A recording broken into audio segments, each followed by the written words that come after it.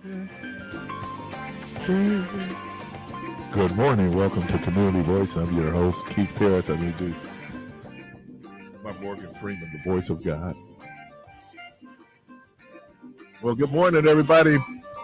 Good morning, Byron, Debo, Clark, everybody who's Good morning, man. Well, this is the day after the day before. What was that? Wasn't that the movie The Day After? Well, yeah, there was a day after. Tomorrow. The day after, yeah. Day after tomorrow. Yeah, well, we had all that weather in 2 weeks. Tornadoes, earthquakes, deep freeze, all that happened like in 2 weeks. And the guy walked from D.C. to New York. Boy, only in the movies.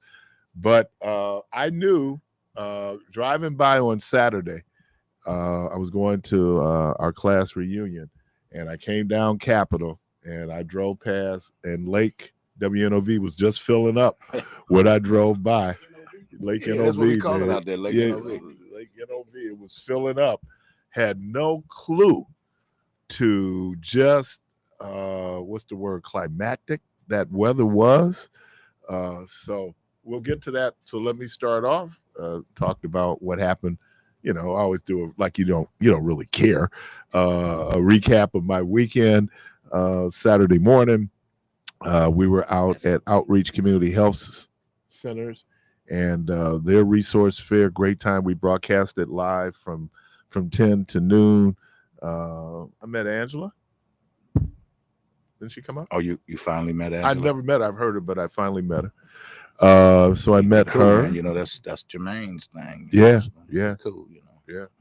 So we did that, and then I had a chance to stop over. Up, you know, we're out of town right now, so you don't, you know. Okay. Well, I ain't trying to push up on the school. Up, you know, because I know how you feel about that, man. Like, you know, his girl. You don't want nobody pushing up on. Right. So then got a chance to stop over at Atkinson Triangle and that great event there, man. And it's like, oh man, I got to keep it moving. So Saturday night, we had man, I guess a blessing and a curse. But we had my 50th class reunion, and 50th. I was telling my mom, I said, yeah. She said, what you doing? I said, well, we have our class reunion tonight. My mom said, how many years? I said, 50. And my mom said, you getting old. From my 90-year-old mother, you getting old. So, I mean, now the depression sets in, right? 50 years? 50 years. 50 years since you got out of high school? Since I got out of high school. Wow. So, and amazing, I say only.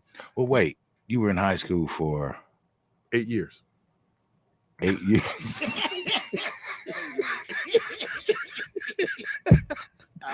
They call it extended education. You know, do it over the course of years so that you can take in everything you had to learn. Yeah. You didn't do high school for 8 years. No, of course I didn't do high school for 8 years. That was kindergarten.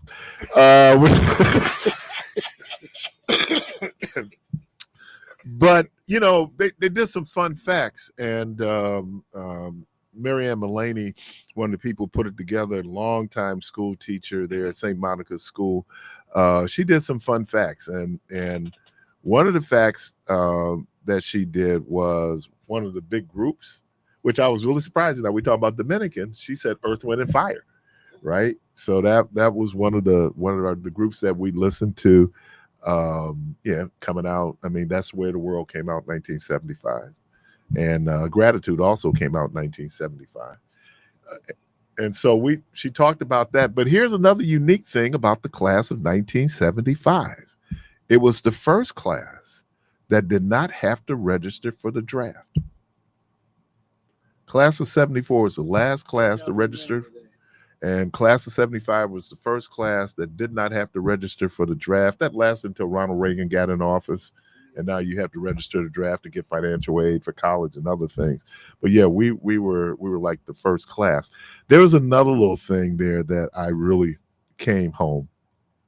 Prior to 1974, Dominican was known as a debutante school. And what it was if you were Catholic and you were growing up, and certainly Catholics, middle class, upper middle class, the boys went to Marquette. But the girls, obviously, Marquette being an all-boys school, so Dominican then became that school. So they always talked about the number more debutantes than they had at Whitefish Bay or than they had at University School. And then we won a state championship.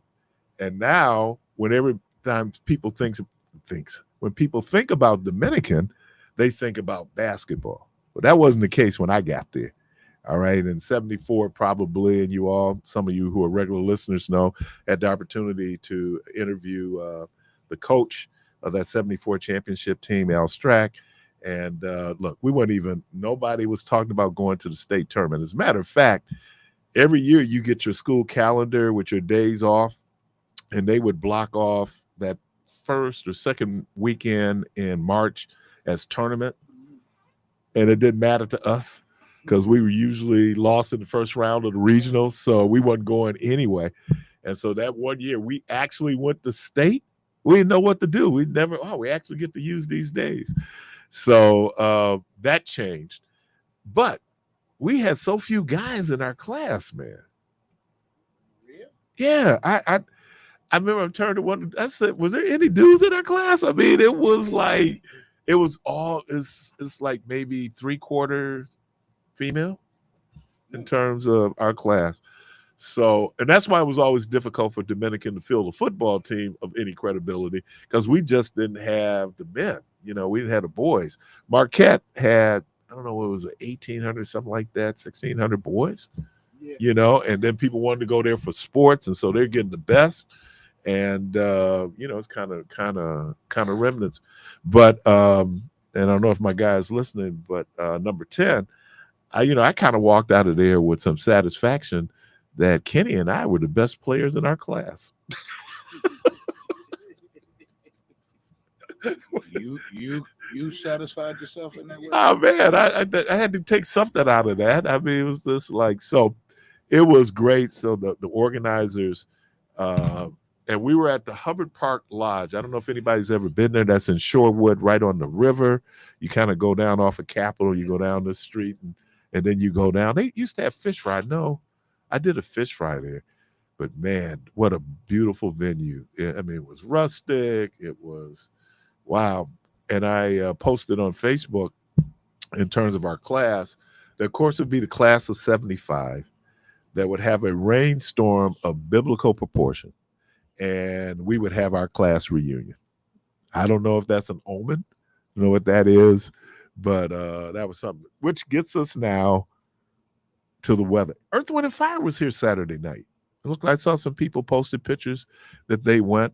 I know Verdine White is still recovering, but from everyone, they went. So those folks came out, and when they got out that show, I know they were dealing with all kind of water. So not having a clue to how, I knew it was raining hard, but I didn't know it was that hard. I ended up taking Center Street home, and the rain was coming down where you couldn't even see in front of you. And with the wipers working, high speed, and you just couldn't see. So got to the house and started watching the news reports, and they're talking about all this rain. And I'm thinking, oh, okay. Then you began to see where we actually flooded. I mean, like, it was flooding. In my neighborhood, we didn't have flooding. But down, what is that? I don't know if that's the Menominee, right down on like 90 something in Center. There's the Parkway. And I guess there was flooding down there. Fortunately, Rhonda, who works at Mayfair, she was home already. If that would have been Friday night, that would have been quite a ride home. But she was there because Saturday she got off early. But man, to that water. And then yesterday, churches canceled. There were churches that canceled because they had water. I was supposed to be the Men's Day speaker at Galilee. They canceled church, water, and a lot of people just couldn't get. I mean, basements flooded. It was something. And Debo was asking, I don't know if this is, I can remember June of 2008 when we got the rain here, and that was something right at the beginning of June. Um, but there are people who their basements are flooded, 2, 3, 4 water, depending on where you were, uh, whether you were high elevated, low elevated. But man, that's a lot of rain, and it set a record. We've never had that much rain in a single day in the history of this city. 14 inches of rain. That just and it's not like it was 14 inches over 7 days. It was 14 inches in 3-4 hours.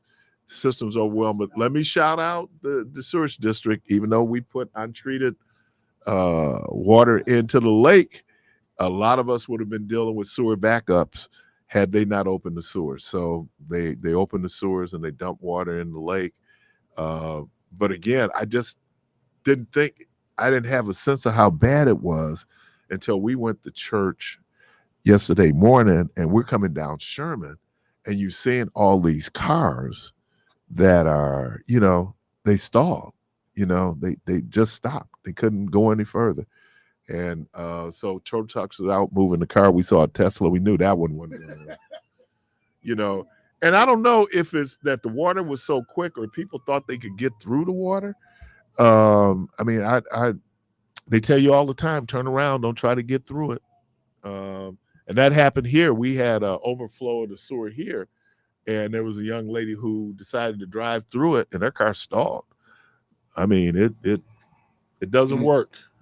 You know what? To me, I think they need a better lighting system under the bridge or something. Because you coming down, how I know, like I told Debo, how I know there was cars stalling when I seen cars stop.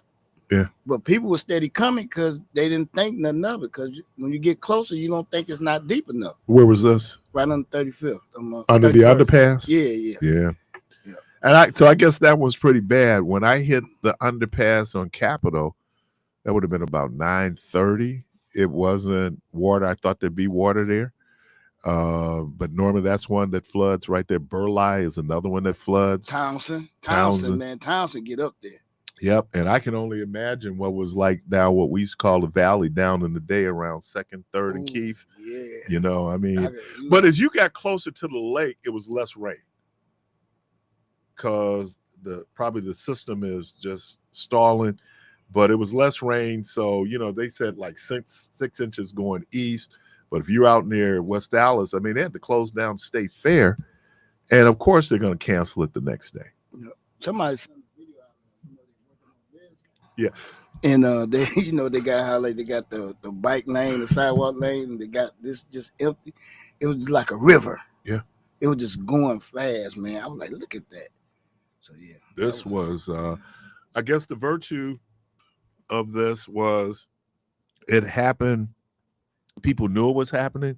There were comments that people made on Facebook in terms of our class reunion talking about the difficulties they had getting home.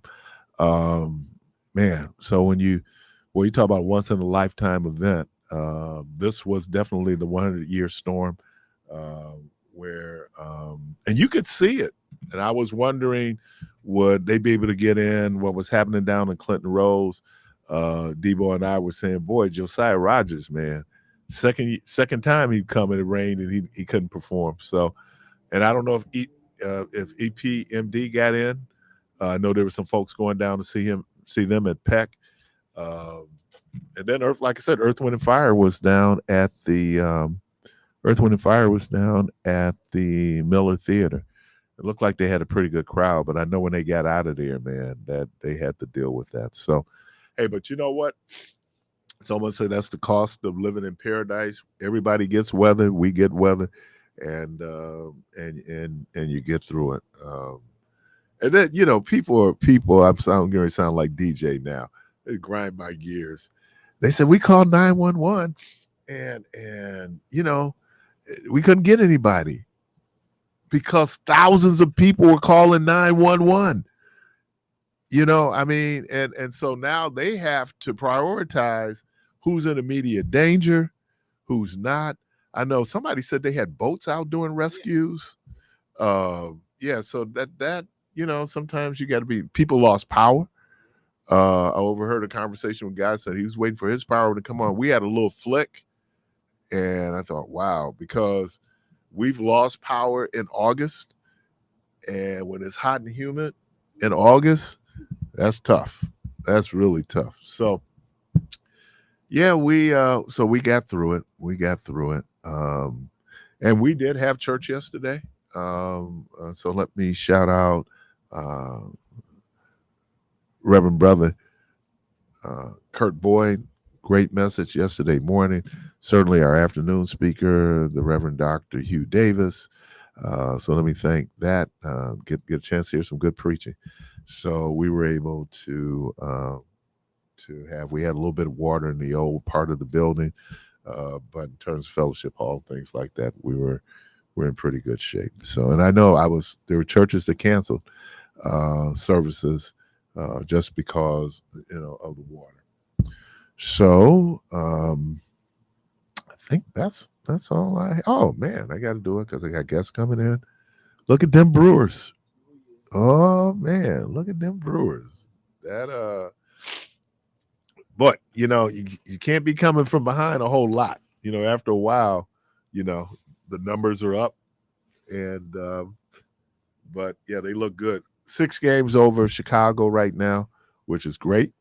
Now I would say don't take your foot off the pedal, as we go through. But man, Packers didn't look good, but that's a preseason game, first preseason game of the year.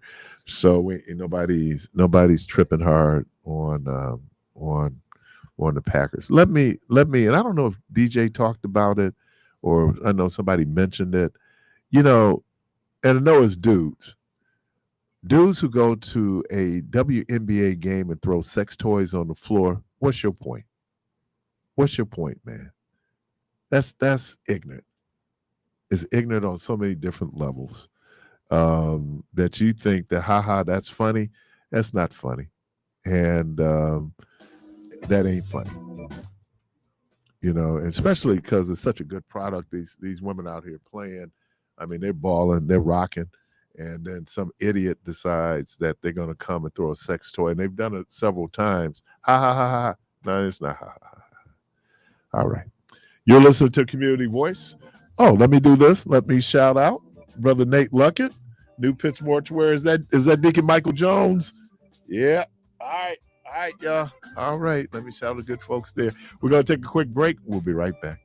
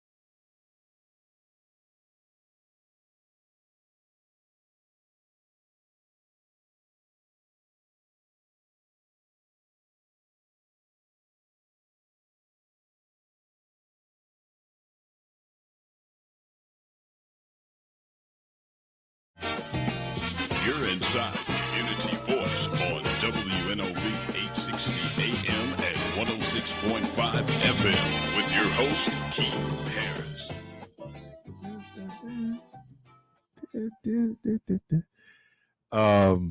I'm always amazed that and I'm grateful that people listen to my program. So let me shout out. I got a chance to meet a brother yesterday, Deacon Ballard there from Mount Carmel. So people would come up and they would hear, I'd introduce myself and I said, "Hi, Keith Parris." "Oh, listen to you on the radio." Like, oh. And so I was the morning speaker. I came in and introduced myself. We'd met before, but introduced myself to him. And I said, I'm Keith Parris. He said, "Well, you should have kept talking a little bit longer. I would have caught the voice." I thought, oh, man. So, but the shout out that the people that listen, I appreciate that more than anything else that you have to endure listening to me. We didn't talk about it. No, because I haven't been here. But Shadir Sanders, 138, 2 TDs. I know it was a preseason game. It was the first game of the season, but he did have, I don't know if anybody got a chance to see, I taped it. He did have this great throw, though, that first touchdown. I mean, he put that on the money. So we'll see what's going to happen with him, whether or not he I don't know if he, again, I haven't seen enough of him at this level to say that he should not be starting for the Browns. But as you know, in pro football, next man up. So depending on how the quarterbacks for him, I think he's number 3 on the depth chart, number 3, number 4, whether or not he moves up. But a lot of that's going to be his performance, but it's also going to be, tandem to the performances of the other quarterbacks. I don't even know who's in his quarterback room. But that was good for him. Good for him. He great arm. His thing in college, and maybe because he didn't have a line where he could really just sit up, and it doesn't matter in the pros if you have a line. If you have a line, those defensive players are so good, so athletic. That the chances are there's always going to be pressure on the quarterback. So it was just watching him, how well he throws, under pressure, how accurate he can be under pressure. He I know he can read defenses because he talks about how much time him and his dad spent in the film room. And that's the other thing about a quarterback. You can have great talent. Someone like Terry Bradshaw, who just had a rocket of an arm, but he didn't think it was important to study film, threw a lot of interceptions. And then, of course, Saturday night, the Packers come up, because how can we not talk about the Packers? Actually, what precipitated that conversation was that one of our classmates is an architect. He had moved to Minnesota, so he was talking about being a Minnesota fan. And but by the time we got finished wearing out Minnesota, then he said, "Okay, I'm still a Packer fan." All right, but of course, Brett Favre came up, and great arm.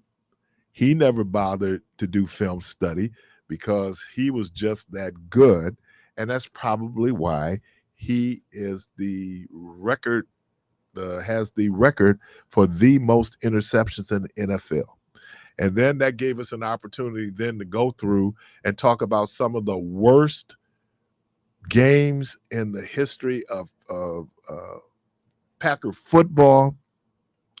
It starts with me with the 4th and 26 game against the Philadelphia Eagles in Philly, a game that the Packers should have won on the way to the Super Bowl, right? Wrong, because I don't know if that was Bob Schnelker, whoever the defensive coordinator was. 4th and 26. Everybody remember, if you're a Packer fan, 4th and 26. All they have to do is keep them to 25 yards. That's all you got to do. But he calls the defense for 4th and 27. And guess what? Philly does statistically what should not have happened. That's right, Keon. It's the numbers. They get the first down, 4th and 26. Okay, but not the end of the ball game. I think they go down, they tie it. Packers have the ball driving to score the game-winning touchdown. Field goal. Guess what happened? Brett Favre threw an interception. Yes, he did. He threw an interception. Want some more bad moments with Brett Favre? 2008? Is that 2008? Packers, New York Giants. New York Giants wild card team. They come to Green Bay. Brett Favre gets cold in the second half, like literally cold. And that's how it looks like he's playing. And, of course, he threw interceptions. And the rest is history. The Giants go on to win the Super Bowl. Improbable. The Packers should have gone to the Super Bowl. And then, of course, if not the worst day in the history of the Green Bay Packers, it is the Seattle Seahawks playoff game where the Packers dominated Seattle for 54 minutes. They dominated them. Seattle was always, this is the moment. We're getting ready to beat Seattle. 54 minutes. And the worst 6 minutes ever in the history of football, in my estimation. Well, maybe close to the Falcons just rolling over and dying against the Patriots. How you up? But anyway, that's for all you Dirty Bird fans. So, Packers get an interception. I'm going back. Packers get an interception. Instead of the guy running to run out the clock, and he was wide open. He had like 30 yards in front of him. Just run. No, he goes down. That leaves time on the clock. Packers come back. I don't know if Aaron Rodgers threw an interception. Boom, boom, boom. Seattle goes to score. All right. Now, Packers are still up. And they're going to do an onside kick. That's what you have to do. They need to get the ball back. I think statistically, onside kicks work about 90, maybe 4%, 5% of the time. It's one of those plays that rarely happens. Okay. So they do, and I guess they do the onside kick. Number 85, Mr. Bostic. He decides, because I'm a Belichick guy, Belichick say, do your job. I subscribe to do your job. If you do your job and Clark does his job and Debo does his job, we're going to be successful. Mr. Bostic's job was to block. And Jordy Nelson would then recover because he's Jordy Nelson. No, Mr. Bostic decides he's going to try to recover the ball. The rest is history. Of course, Seattle recovers, goes down, kicks a field goal, beat the Packers. My goddaughter once asked me, baby goddaughter Kennedy, she said, Poppy, do you cuss during the football game? I did that day. My wife heard expletives coming from that basement she had never heard before. I was making up cuss words.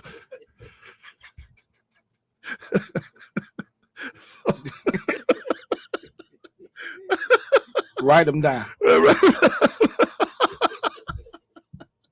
I created new cuss words in the cussing lexicon that no one had ever heard before. So I don't know how I had to go down that little rabbit hole, but anyway. There you go. We have Mr. Biko Baker on the line. Good morning. Is that, we got him? Hey. Is this Mr. Biko Baker? Hey, what's up? No, this is Pastor Redante. Oh, Pastor Redante. How are you? Yes, sir. And you here? Man, I'm doing wonderful, brother. Oh, good, brother. There is a state of emergency, and so there's going to be a town hall meeting. That's tomorrow, correct? Yes, sir. Tomorrow at 6:00 at the 6750 North 43rd Street. and we are declaring a state of emergency on all of the just nonsense violence, excessive violence that's happening in our community. We're also honoring honor in honor of the life of OG Tweezy, as well as all of the victims of gun violence and senseless excessive violence in our community. So, what when we talk about this call, is it a conversation? Is it a planning session? I mean, what is it exactly? I mean, what are we going? Yes, sir. It's going to be multifaceted. So, number one, it's a call to unity. We have a lot of tremendous community advocates, community leaders that are in the community, such as Vaughn Mays, Tory Lowe, so many others that are doing the work out here in the field. And so it's a call to unity amongst all of us because it's our community standing up and declaring that enough is enough. We have to understand that OG Tweezy, his life was taken from him literally 3 blocks from the mayor's office in a mass shooting in downtown Milwaukee. And there's been several mass shootings that have been happening in our community. And it's time for us as a community to first and foremost stand up together collectively and say that enough is enough, and hold not only our civic leaders accountable, but also hold our community and our culture accountable that keeps curating the violence in our neighborhoods. We were having this discussion on Friday, and I made the comment, so I'll and you can certainly tell me what you think. The people who are more likely to perpetrate this type of behavior are not at these meetings. So how do we reach them? Right. Well, first and foremost, even though these individuals that are perpetrating this are not at these kinds of meetings, there's this culture of no snitching and no telling. And the crazy thing is that it's being upheld by people that are not even under that particular code of conduct. So, the street code doesn't apply to the average bus worker or the average person who knows that these events are taking place. And just imagine if this was happening in Glendale or in Franklin or in Waukesha, where there were mass shooters on the loose in our community. Do you think that those people would be safe in our community? So we have to shift the culture. We have to shift the narrative. We have to come together, speak together, and collectively demand that enough is enough. Whether these perpetrators are present or not, we have to declare that we're not taking this no more. So you said it's multifaceted. Can you just kind of give us kind of an overview of what some of the different facets that are going to, I don't know if you can do it all in one meeting. Obviously you cannot. But where do we go? I mean, is it one of these things where we get to come and vent and express our frustration, or will there be some action plan that comes from it? Exactly. Yes, there is a call to action plan that we have at the end of the meeting. There are several panels that are taking place for all the way spanning from our religious and faith-based leaders to our youth organizers and so on and so forth. We have women in leadership and so many others that are on multiple panels. So there's going to be several panels, rotating panels that are occurring.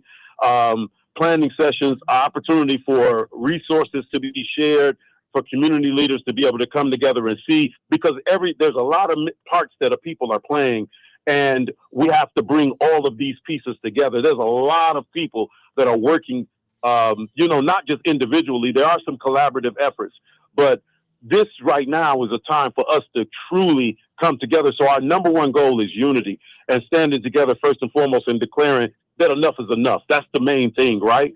And then, there's planning sessions, there's a call to action. And like I said, it's for us to not only hold, when there's a shooting in our community and, when people are, ready to, riot because of the police and things of that nature. No, we have to feel the same way when it's us doing this to us as well. And so those are some of the call to actions that we're going to be discussing and talking about and implementing, and also wanting to, talk to our civic leaders about what's going on, because, sometimes it feels like there's a handoff approach to policing in our community right now that's leaving a lot of our people vulnerable. I drove from Washington Park all the way to my church, which is located on just shy of Sherman and Good Hope, and I rode nonstop, and I didn't see one police officer out there. And that's not to blame them, but that's to highlight that, hey, we are having mass shootings taking place in our community, and it's time for us to do something about it. Do people need to register for this, or can they just show up? Yes, there's a registration. You can register at stateofemergencymke.com, stateofemergencymke.com. We're hoping that everyone will register for it. And we have a large outpouring of people that are already involved. And so many names. I can't even name all of the names of people that are going to be present on tomorrow. But we're going to have a great discussion. We have to, and it's not going to be just talk. It's going to be, action plans put in place behind this that we can actually begin to, bring this violence, down. I appreciate it. Give us the, again, that's an emergency call to action.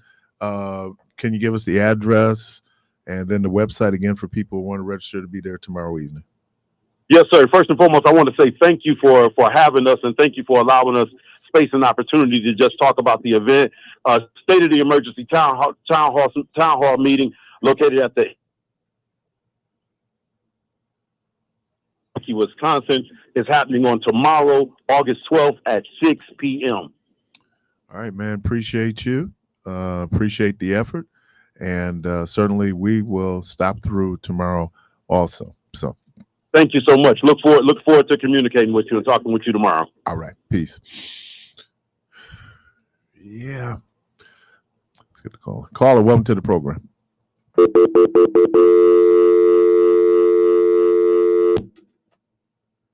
Phoenix calling. 414-444-5250. 414-444-5250. Yeah. All right. Caller, welcome to the program. I knew you was going to talk about them. Oh, that's right. Of course, I had to talk about them in relations to the team that you love so much. Well, I knew you was going to talk. Even before you to start talking, I said, he's going to talk about the Seattle Seahawks. Well, I tell you. Oh, boy. Oh, wait a minute. I got one more for you, too. Fail Mary. Oh, man, that was bad, too, man. Yeah, all the way down at the end. Oh, man, and they let the ball get past everybody. Fail Mary. An obvious interception. Oh, but we got replacement officials. And you know what happened the following week?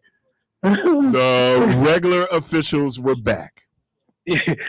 and yeah, right. And guess what we do? We didn't run the 1 yard with Marshawn Lynch, but you still say he wouldn't have got in. He wouldn't have got in. He had anyway. all season. He had all season, man. Yeah, but you got to give it to him. We ain't gonna argue about this no more, man. We argue about this all the time. we not finna do this on Monday. What was going to change? He did it 4 or 5 times before and he couldn't score from that distance. What was going to change? Same offensive line, same quarterback. What I just say, man? Leave it alone, fam. All right, man. I'm just saying, man. The only time, and man, there's always an exception to a rule. The only time I ever cheered for the Patriots. The only time, yes. Hey, did you? Because that was the collapse year, right? Yeah. That's the year that the Packers should have been in the Super Bowl. Yeah, but we lost that year, but then we won the next year, the following year. So. I'm doing Keon Jackson alone. So hey, and y'all ain't won one like 2 or 3 years prior to I know. I don't know if there's a curse now. Hopefully, that there's not a curse.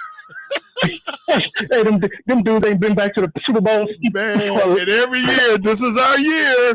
Yeah, I'm going like, hey, but look, if we won. It was a joke. The lady asked this one dude, she said, if it snows in Alaska for 30 days, how much money would you bet that it's going to snow 31 days? Dude said, I think I bet everything on it. He said, well, then she said, well, why would you say the Cowboys going to win every year? You know they ain't going to win every year. You know they ain't going to go to the Super Bowl every year. All that money, man. And yes, I still hate the Cowboys. The Cowboys everybody are hates not them, America's dude. team. They're not America's team. Now I'm gonna tell you though, back in the day, For a brief moment, I was a Cowboy fan. Yeah, because they had a line when they had Emmitt Smith. No, not. Oh, I started hating them again. But that whole group. No, I was Roger Staubach, Drew Pearson. That Are you talking about way back? Yeah, the original Americans team. And I'm gonna tell you this: if Barry Sanders had that Dallas line, there would be no Emmitt Smith. Oh, no doubt. There would be no Emmitt Smith. If he had the line that Thurman Thomas had and Buffalo. Oh yeah, it won't be no Thurman Thomas. There'd be no Thurman. Well, but who was Barry Sanders before Thurman Thomas? They were both at Oklahoma State. But yeah, exactly. And so, man, to tell you, that's how much you could have. That's when you hear people talk about Colorado, right? And I was going like, well, Colorado plays in the Big 8, Big 12, whatever that is. It's not the same when you look at the talent. Back in the day, it was Oklahoma State. It was Oklahoma. It was Nebraska. If you're a running back, those are the schools that you go to, right? Yes, I'm sorry, and USC. Notre Dame too, man. They had running back. Oh, give me one great running back other than Paul Hornady. But they had like full backs. Like big back. Jerome Bettis. Jerome Bettis. I'm sorry. Jerome Bettis was Notre Dame. Okay. Big backs. That's it. Paul Hornady and Jerome Bettis. Both of them in the Hall of Fame, by the way. I'm gonna tell you my favorite top big back, and he's always slept on. Nigerian Nightmare. He took a lot of hits. He didn't last long. He didn't. Well, Earl Campbell. Well, he was a running back. I'm talking about fullback. Okay. Well. Okay. All right. All right, now, bro. All right. Appreciate you, bro. All right. You listen to Community Voice. We're going to take a quick break. We'll be right back.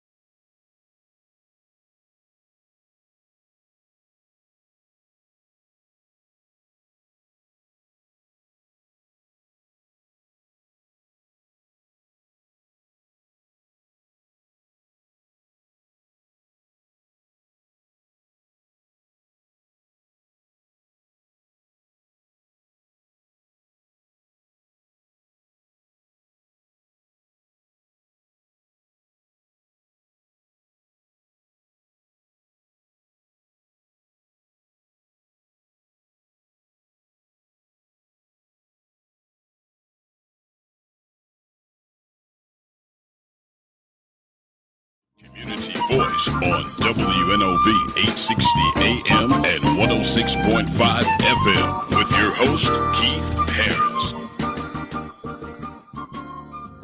Welcome back. Hey, so is it pronounced flutist or flautist?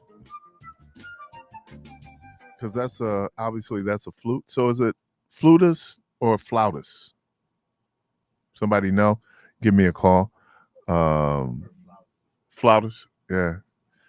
I tell you, it was very good. Bobby Humphrey. I used to love to hear Bobby Humphrey play the flute. I love symphonic music.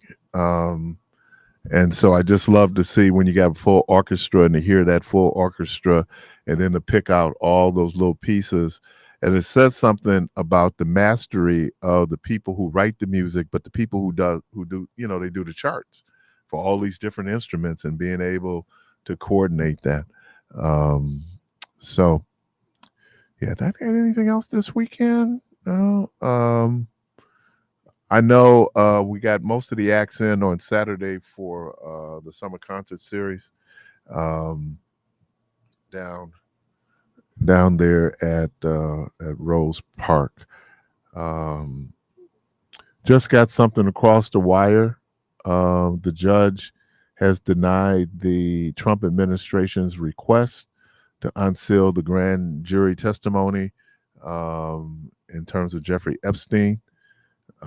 Look, if all they got to do is release the information, they knew that was going to be an incredibly high hurdle to overcome, where a judge is going to unseal a grand jury testimony.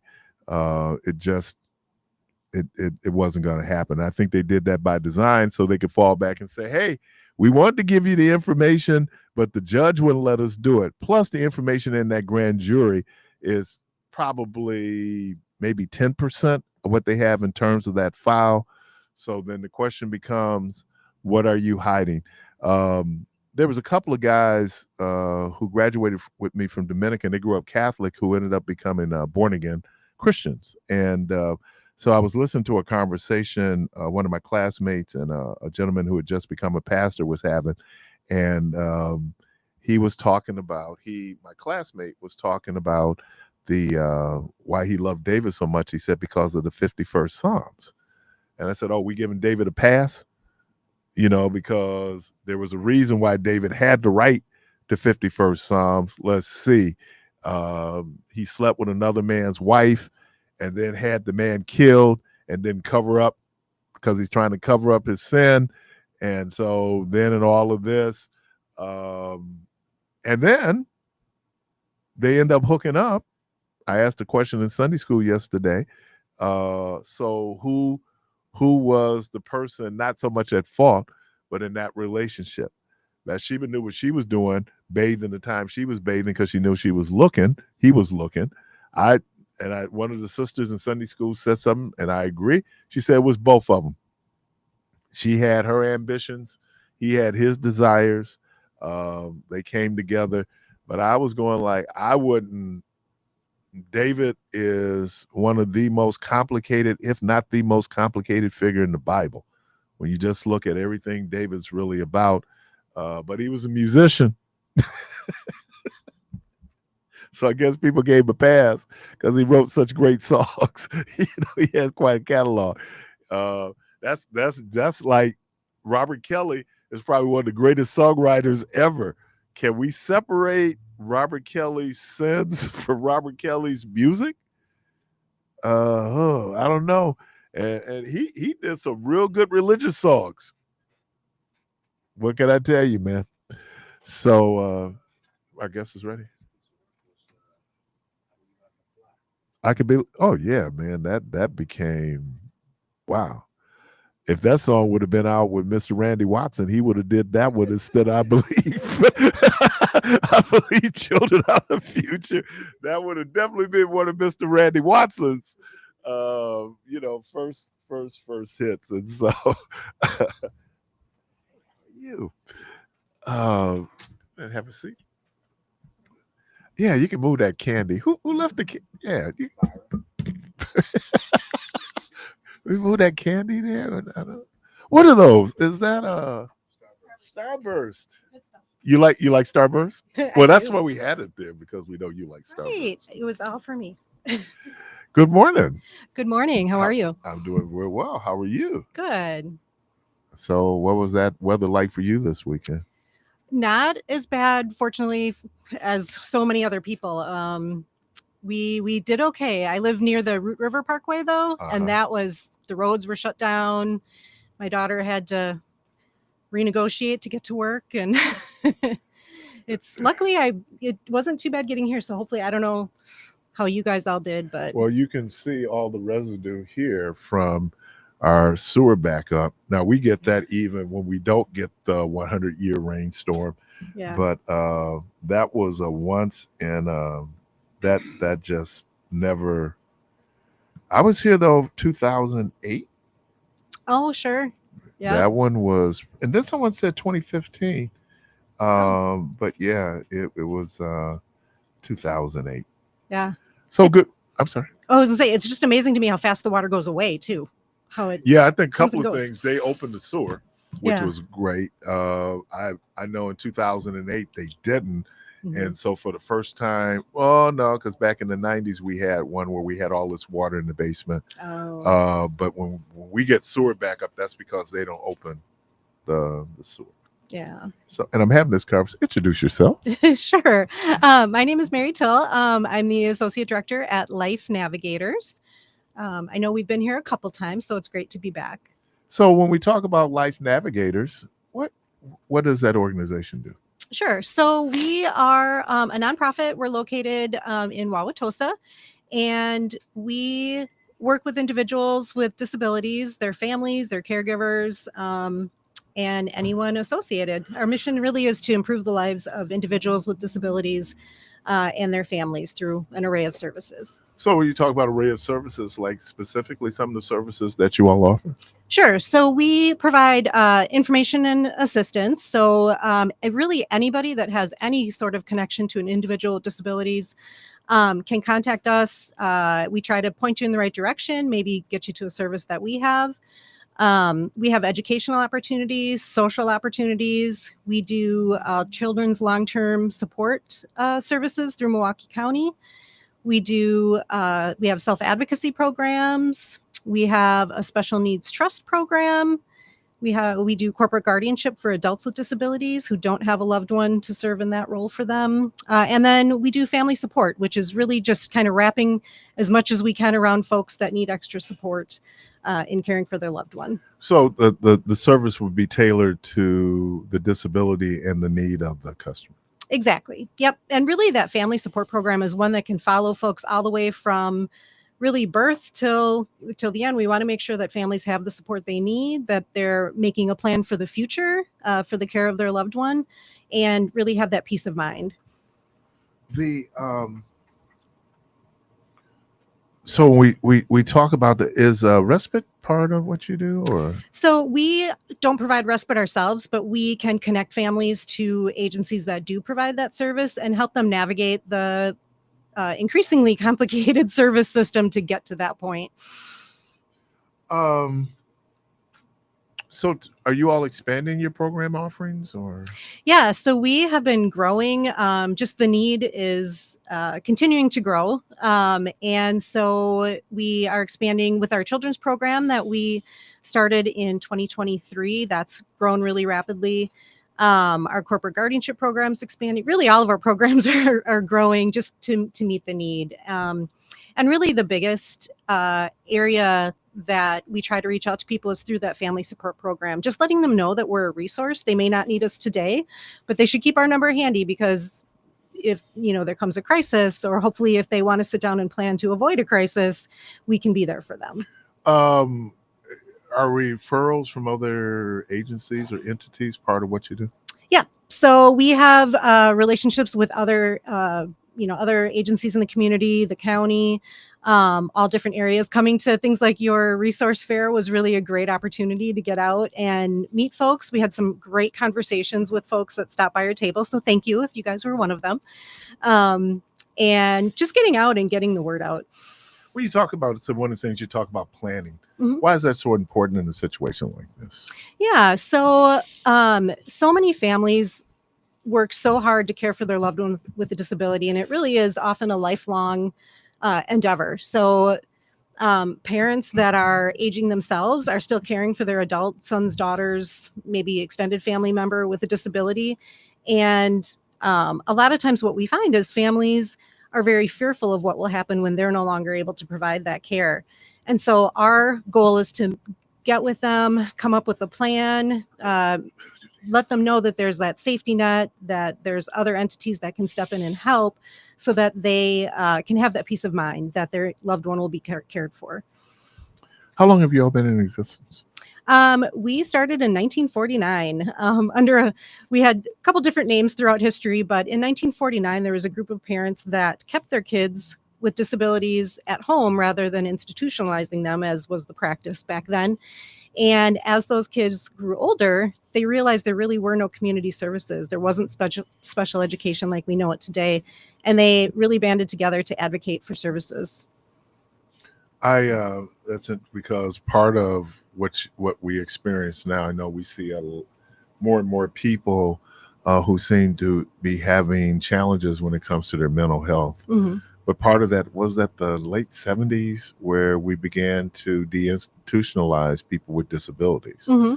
Now, this was something prior to even then when that movement was happening, where you would have that support system in 1949 for those families. Yeah. They really were pioneers. So we try to hold to that history of advocacy in everything that we do and really honor that legacy that they started. How long have you been with Life Navigators? A total of a little over 20 years. I had a little break when my kids were little, but been there a long time. So, and this might sound a little strange, mm-hmm. but what attracted you to this type of work? Yeah, I think having gone through education, going into social work and things, had gotten connected to the agency actually as an intern, and just really fell in love with the mission of the agency, the people that the agency served, and really seeing the difference you could make supporting folks through their lifespan. It is, we sometimes it seems that public service works get such a bad rap, but it's so needed. Mm-hmm. And people do it quietly every day. Mm-hmm. And most folks wouldn't even realize they do it. This has its challenges, I'm sure. Sure. Yeah. So is there an application process in terms of people who might want to take advantage of Life Navigators? Nope, no application. They simply just could give us a call on our main line, which is 414-774-6255, or check us out on our website, lifenavigators.org. And we have you go through that information and assistance process. We have somebody connect with you, figure out what it is you're looking for, what you might need, and either connect you to a service internally that we have or find one in the community for you. So is this just Milwaukee County, or is it southeastern Wisconsin in terms of your reach? Yep. So we serve by and large all of southeastern Wisconsin. The one program that we have, our children's long-term support, that's exclusive to Milwaukee County. And then our trust program actually is statewide. And you say the trust program is what does that look like? So a special needs trust is a tool that families can use to plan for the financial future of their loved one. Most folks with a lot of folks with disabilities are reliant on public benefits that have a cap on how much income and assets they can have. A trust is a way a family can still leave their loved one in inheritance, or a person can benefit from extra funds without it affecting their benefits. Do you act, I think you mentioned it, but just do you act as payees for folks? We don't act as payees, but we have some great resources we can connect you to. Because I know in a lot of instances you do have people that are protected payee, where people there be able to help them manage their financial situation. Yep. And the trust can be part of that, but we don't act as specific payees for Social Security. But through the trust program, we help administer the trust kind of hand in hand with their benefits and things. I always ask the program I work with, which is a federally funded program, they always ask for success stories, right? Yeah. My reaction is everybody's a success story. Yeah. If they get the program, there's a success story. But do you have something that kind of stick out in terms of just the impact of your work?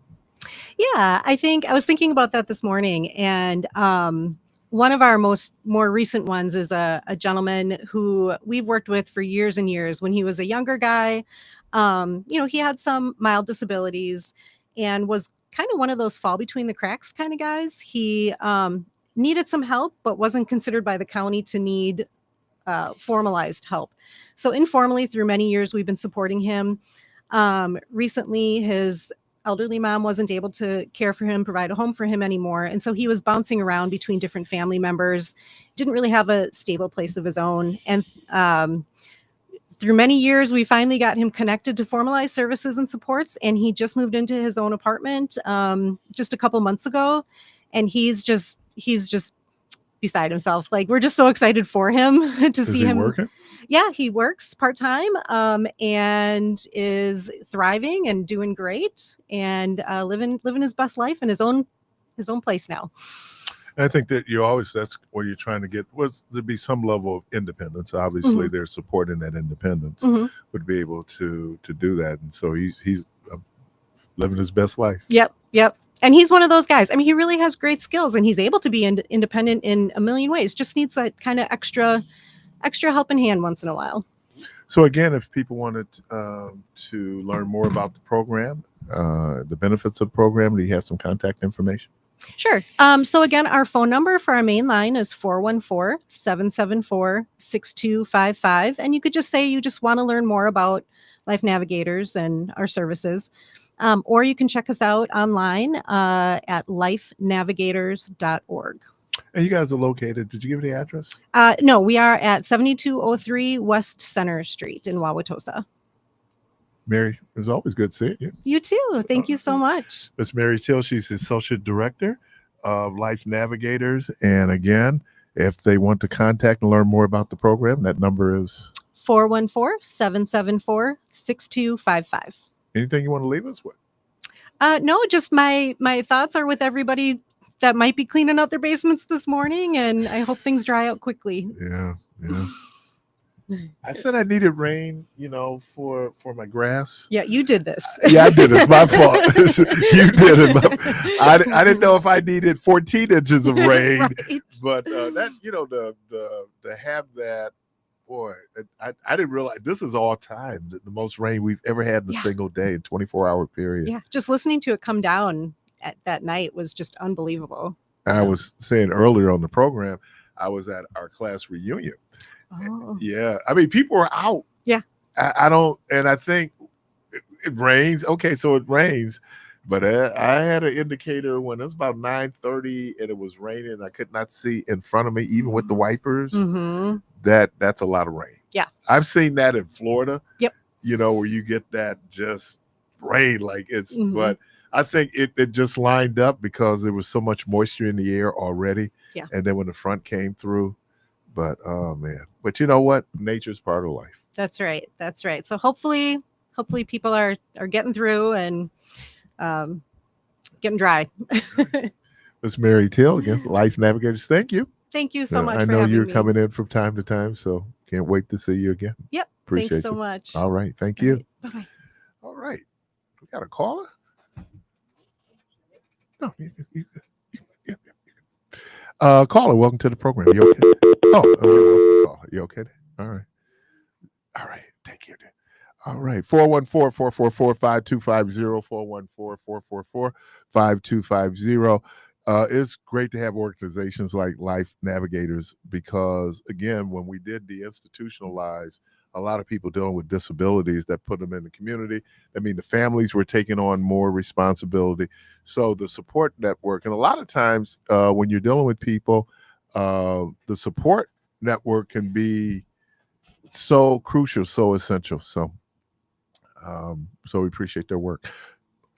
Caller, welcome to the program. Good morning. Good morning. You said how much rain came down? They said 14 inches. In 1970, we had 2 inches of rain. It fell in 24 hours, and it flooded the streets where I live on 42nd Street from Sherman and Capitol all the way to almost to Willard. And I had 9 feet of rain in my basement. John Norquist was the mayor, and when I complained to him, he appointed me as a non-paid member of the Sewage Commission when they were planning the flooding and all of the other plans. We went through almost 10 years of whatever, and we had 5 more floods during that time.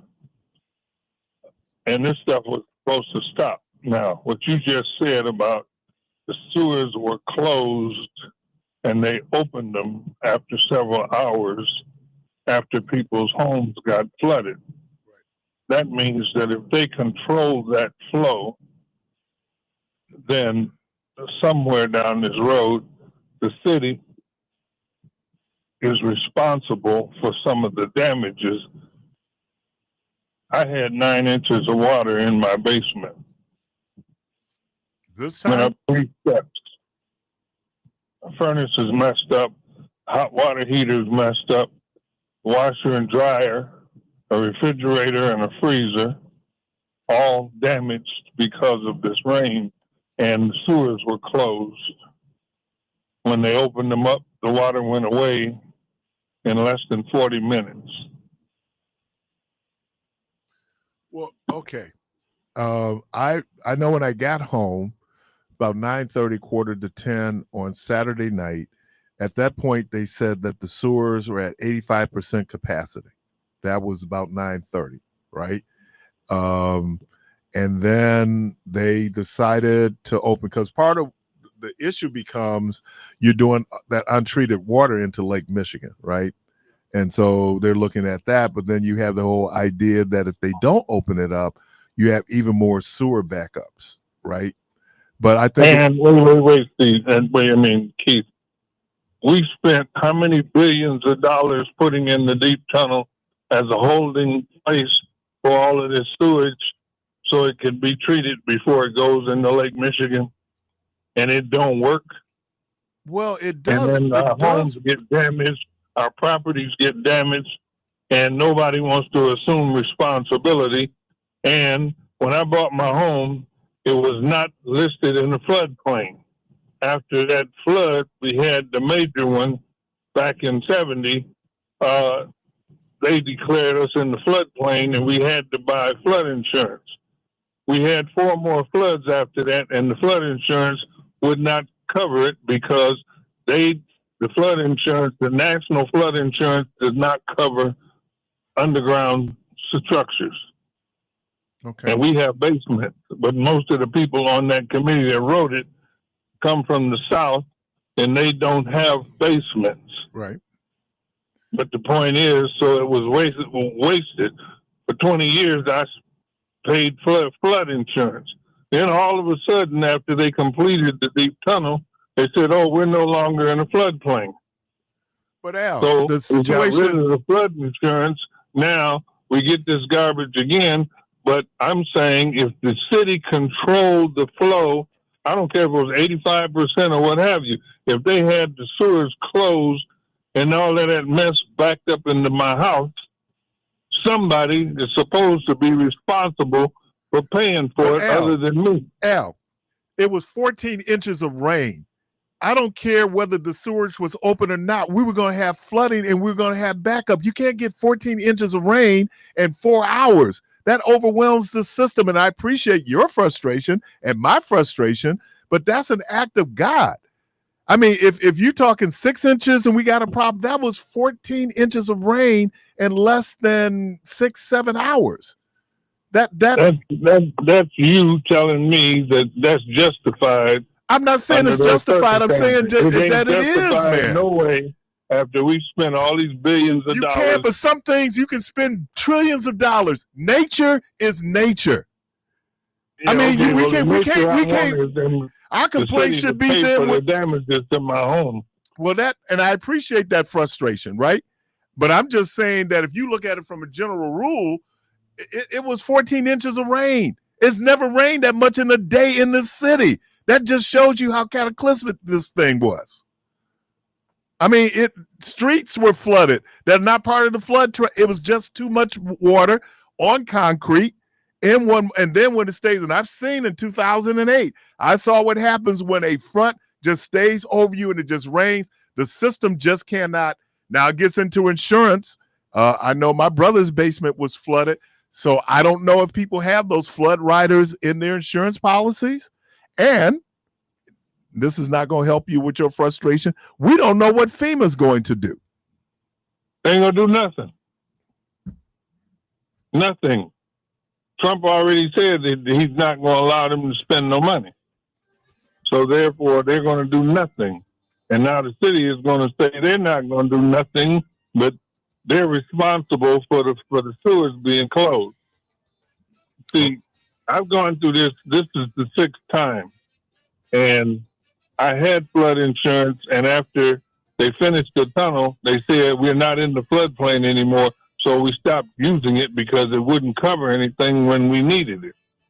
Now we have no flood insurance, and now here we go.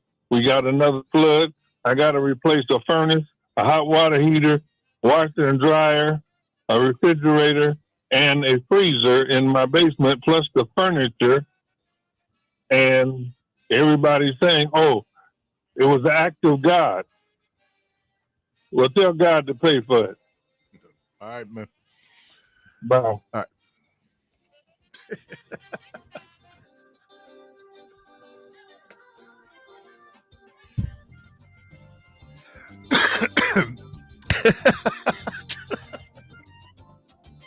That's going to be a tough ask. All right.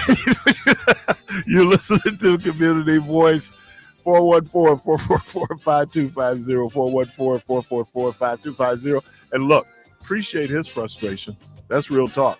I mean, it is, but, you know, some things just out of our control. It eventually is. Yep. All right, we're going to take a quick break. We'll be right back.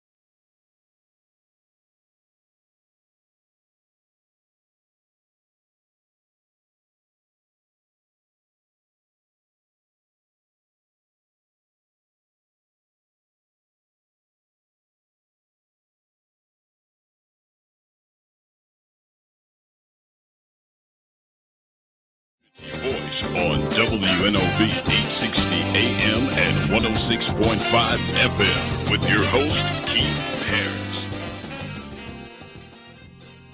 All right, welcome back.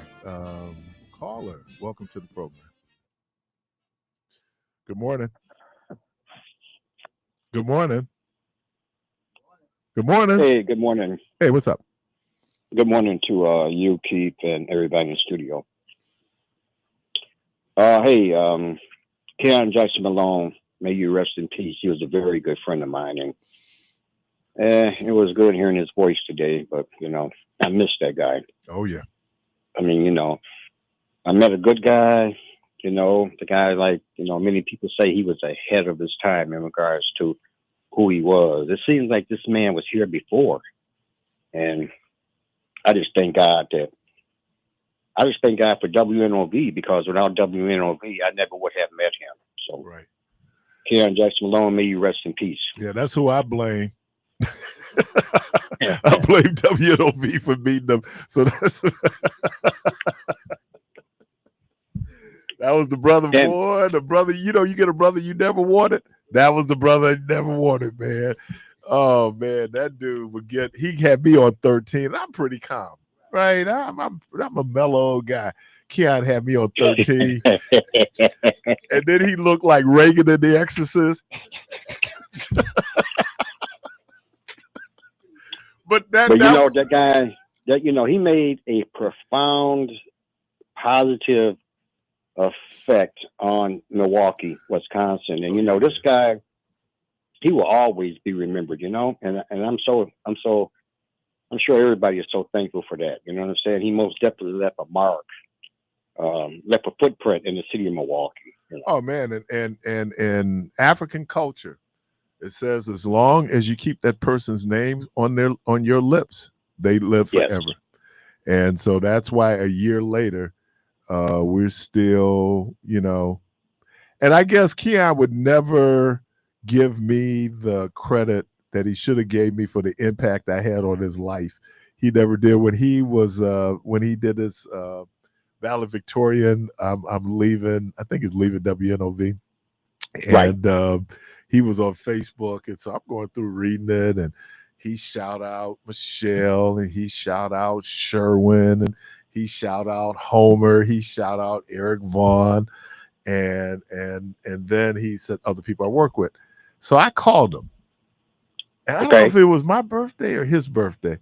I said, "Oh, so you don't mention me?" He said, "I did mention you." I said, "I didn't see my name." He said, "The other people I work with."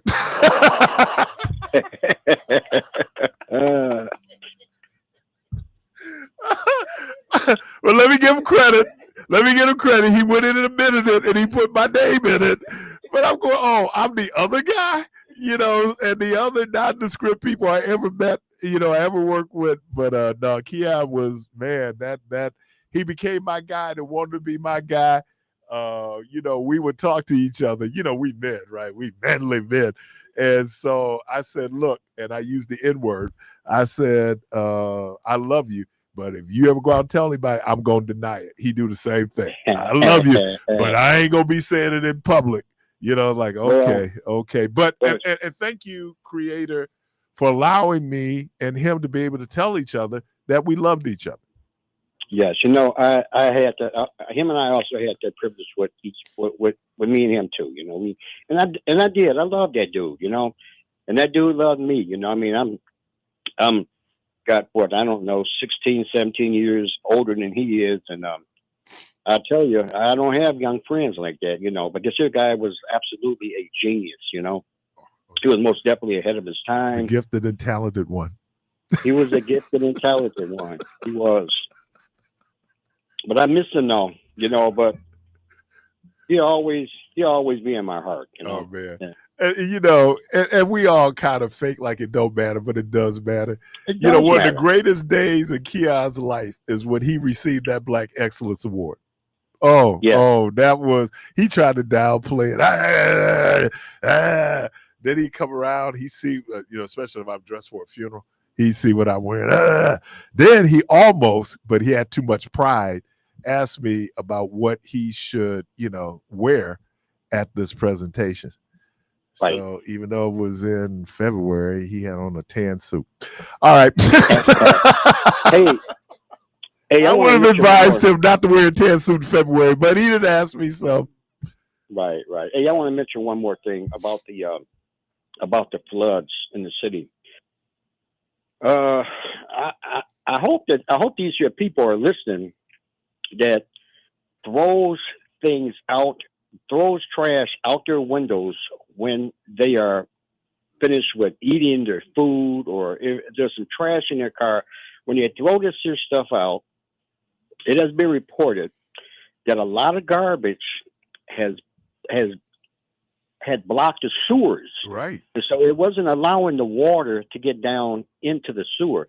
Now, there were things with all this here rain, all of the things that were loose were literally caught into a waterway, and all this stuff was directed to the sewers. The sewers were blocked.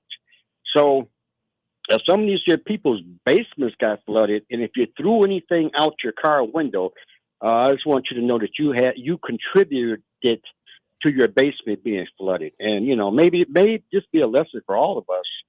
The ones that are throwing things out their car window, please, by all means, keep this junk in your car. Wait till you get home and put it in your garbage cans. Thank you. I appreciate that. And we are a living example right here at 20th and Capitol, because I like I said, when I drove through here, and I literally drove through some water on Saturday, I knew it wasn't no coming back this way. Because even one time the water had even gotten out towards the medium strip. That was just how much.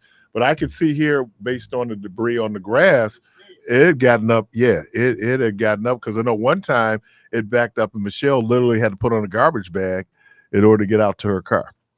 There was so much water. Carla, welcome to the program. Good morning. First thing I want to say, the people who are throwing the trash, I would like to ask you to move to Delavan or Oshkosh, or maybe you can go up to Walsall. Y'all to fit in. Very wonderful. I don't want to ask you to do something that you're not wanting to do because you're uncouth. So move up to those ways, please. A lot of farmland, and you'll fit in good with the rules. The storm drains, you must clean to stop it from flooding. But I wanted to ask you a question, Mr. Parris, if you don't mind.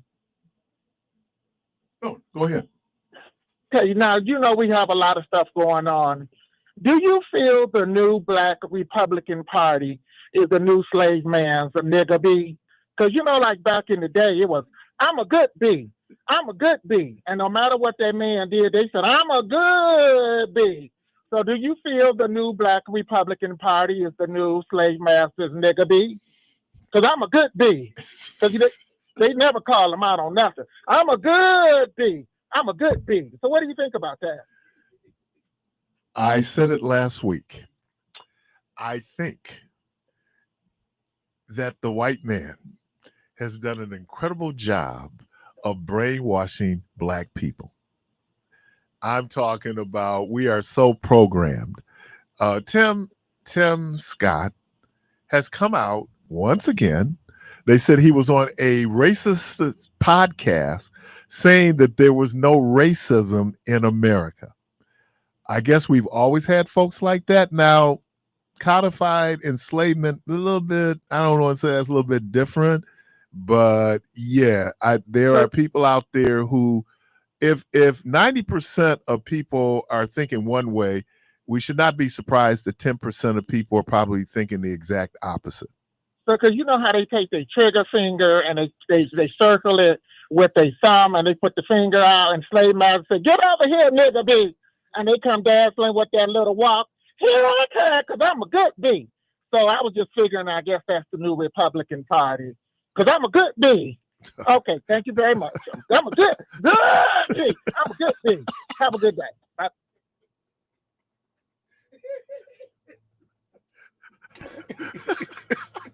Two things today.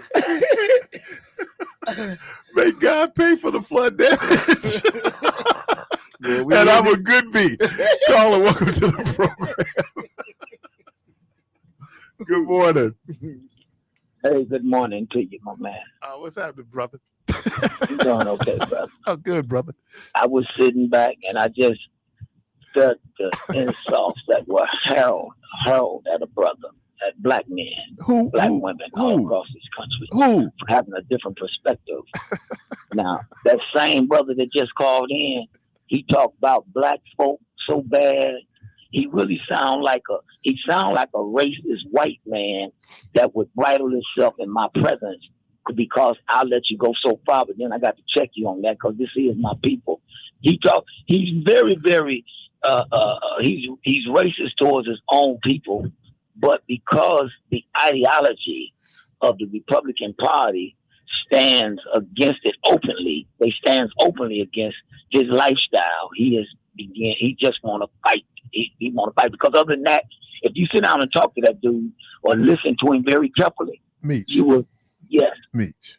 Yes. Do you want to respond to the fact that there are black folks who are kowtowing to MAGA? Of course there are, but there's the same thing with black folk that are kowtowing to the Democrat Party. Okay? Anytime you will go vote, brother, for somebody that will you be able to answer this question? I just answered that one. No. Okay. Well, can you answer this one? Okay. Which party is more dangerous to descendants of enslaved Africans, the Democratic Party or the Republican/MAGA Party? The Democrat Party. And you base that on what? I base that on the way that they're moving our people and especially our youth and towards the future and what they're making out of them, man. See, they've signed on and co-signed a way of life that actually numbers our tribe, our black tribe, and we ain't got no sense. You know, I was talking to somebody the other day, and they were so into, hey man, they so far gone, brother, and they young. So that tells me that our future is bleak. See, they're numbering our tribe. The black man in America numbers are being numbered, meaning that there might not be no more, brother. You know, because so there's been specific policies that the Democratic Party has put forth. Now I'm gonna agree with you because I know first thing you're gonna go to is gonna be the crime bill, and you're absolutely correct on the crime bill. That crime bill, which was Democratic supported. Hold on, you just said which was, brother, is still in effect. It hasn't been repealed. That's the reason why we're dealing with what we're dealing with now. In a lot of cases right now. So did the Republicans think the crime bill was a bad idea? What do you mean? What I just asked you, did the Republicans think? No, because you know why? Oh, they agreed. They agreed with the crime bill. I'm sure they did. They supported the crime bill. Okay, let me share this with you. We're talking about something that took place 40 years ago. No, I just thought I'd throw that out there just in case you brought it up. So here lately, what has the Democratic Party done in terms of policies that's hurting black people? Okay, we'll say that the crime bill, the homosexual movement, okay, is definitely a no-no. How is that hurting black people? Brother, because we the face of it. How are gay people hurting black people? Not gay people, gay policy. Okay, what gay policy is hurting black people? Brother, just putting the stuff in the school, putting the stuff on PBS. Putting this stuff. Okay, putting what stuff in the schools, Meech? Books. Diversity. So diversity is a bad thing. Then when I start answering it, you cut me off. Okay, I'm sorry. You ask me a question, then you just jump in and you do what I do. Okay. Well, then you can't accuse me. That make you hypocritical, wouldn't it? Well, I know. I just said, let me get my point out. I mean, I'm just saying, if you yelling at me for doing what you do, no. So I'm just asking in terms of that. Can I answer the question, man? Yeah, please. You asked me what has the Democrat Party did to hurt black people right now. I want you to go back to, because we either going to deal with Mexicans or gays. Let's get back to. All right. So what you say? So the books in the schools. So what about the books in the schools that shows that the U.S. government was not only correct, but divinely inspired to do manifest destiny. Why is that being taught in school? Okay, can I say this to you? Is that dangerous to indigenous people? You want to take it out of my hand. You want to take it out of my hand and put your perspective on it, and without letting. I just asked you a question. Say what I was going to say. I was going to ask you. I just asked you a question. What do you mean? So, what is more dangerous? Teaching kids that gay people exist, or promoting America's exceptionalism, manifesting itself in manifest destiny, which means that we expand and steal land from indigenous people, but in order to work the land, then we have to steal bodies. Which is what would do more harm to black people? Knowing, and we all know that they're gay people. So not teaching it in school, not teaching it in school has not eliminated the prohibition. The prohibition in the Bible has not eliminated homosexuality. Listen. That's surface what you're saying. What do you mean? Well, yeah, I mean it ain't that deep. Well, it's deeper than that. It's deeper than that. Okay, see, so the prohibition, hold on, brother, teaching the prohibition, the prohibition of what? Teaching the prohibition on people being gay. Has that ever worked? Can I say this to you? Has it worked? Yes. When did it work? It's gonna work right now. How's it gonna work right now? Okay, can I say this to you? If we can teach children about Johnny just got a new brother, his sister, meaning. These are book titles. Okay. If you can teach a kid that, why you can't teach them about Jane, and Sally and Dick and Sally? Why you can't teach them about heterosexual? Hold on, why you can't teach them about heterosexual relations? Why, if it's good enough to teach me about Johnny became a brother? So the problem is we're not teaching. The problem is we're not teaching about heterosexual relationships. Why you can't? No, you're not. No. And that's when they talking about sexual. When they're talking about sex ed in school, they don't went all around that, man. It's about alternative lifestyle. First of all, you know what drives it is not what kids are learning in hold school. on, we getting off the point. No, we're not. No, I'm back on the point. What drives the behavior has everything to do with who these people are and who we are genetically. It has nothing to do with a book that a person read. I read books where there were gay characters and I didn't become gay. Okay, listen, but you was grown. No, I was a kid. See, first of all, I was a kid. I can give you the title. I can give you the title of the book. Iceberg Slim wrote a book called Black Mama's Widow. Have you ever read that book? No. And he talks about an openly gay black man, right? And he talked about the impact that he had in his life. So yes, I read about it. It ain't gonna make me gay because I see a gay person unless I'm gay. We're talking about the influence of a child, Keith. When we know that's not how sexuality works, man. Is sex deemed? You like what you like. I'm asking a question. Is sex deemed a naughty act? No. For children. Yeah. Okay. Next question. No. Because it is. Next question.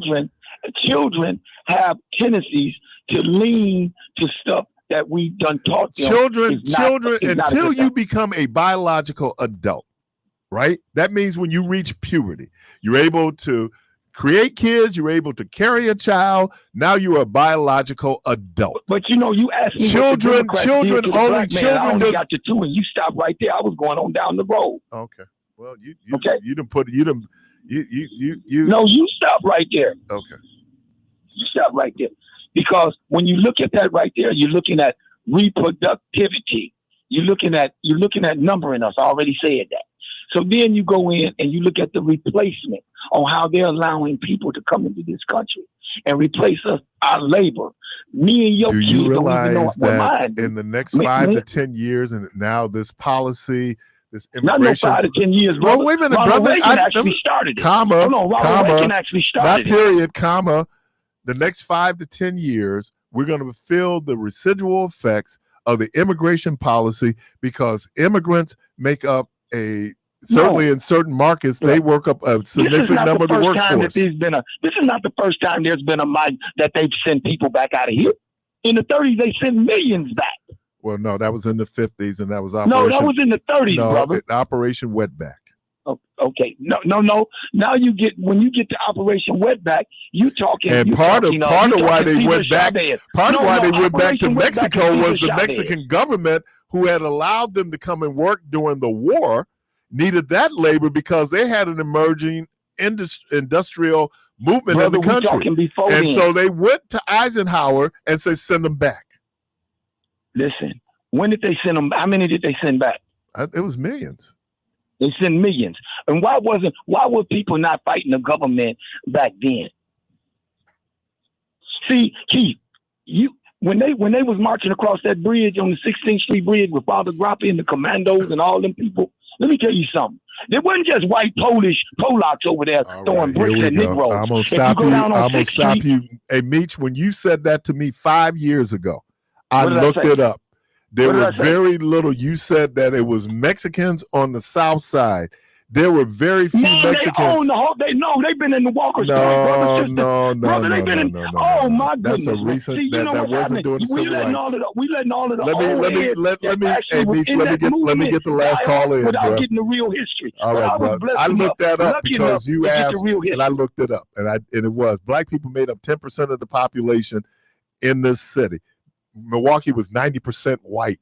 There was a very small. If you saw Hispanics,